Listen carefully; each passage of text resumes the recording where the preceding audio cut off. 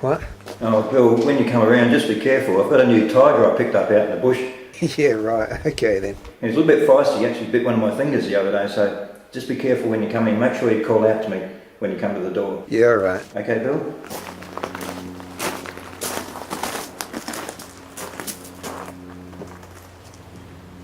Hello? There he is. Must be in his studio.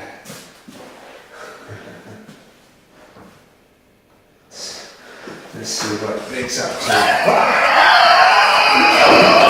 The thing with a lot of folk art is that it tells stories. It's like a lot of my stuff doesn't really fit into normal natural history painting because rather than just depicting a scientific illustration of the animal, I like to tell little stories. I guess that's probably why it's closer to folk art than it is natural history, and your stuff certainly tells stories.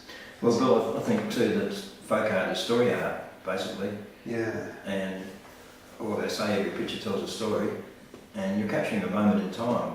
You're capturing a moment in history for any particular region, and the painting itself tells a story as well as the title, and the insight into the painting also tells a little bit more about that painting, about that captured moment in time, which you can use your own style to bring out in your own method.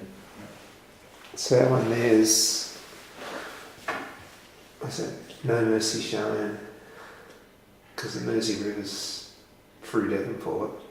And what's a bloodbath? That's what it looks like. Yeah, well this is basically a bloodbath, a Thylacine bloodbath, recounted the days when the Thylacine was public enemy number one basically and slaughtered relentlessly, and for the supposedly taking wild, people's own poultry and that sort of thing. So the Thylacine in this situation has just been slaughtered en masse. Yeah, so some of the stuff, the folk art can sort of look a little bit pretty, but then again, I mean, like you, here's a couple of devils munching away at some raw meat and blood splattering everywhere, and so that sort of thing is more than just like a pretty picture. It's probably maybe a bit more edgy, I don't know. They're probably in fact creating their own takeaway bill in some strange way. Do you find that people don't like your art? Do they find it a bit weird or strange? You get that bit, do you? Well, I find that I do get a number of different reactions. The traditional type painters don't seem to want to look at it, or if they do, that it tends to scare them a bit and maybe put them on the spot a little bit.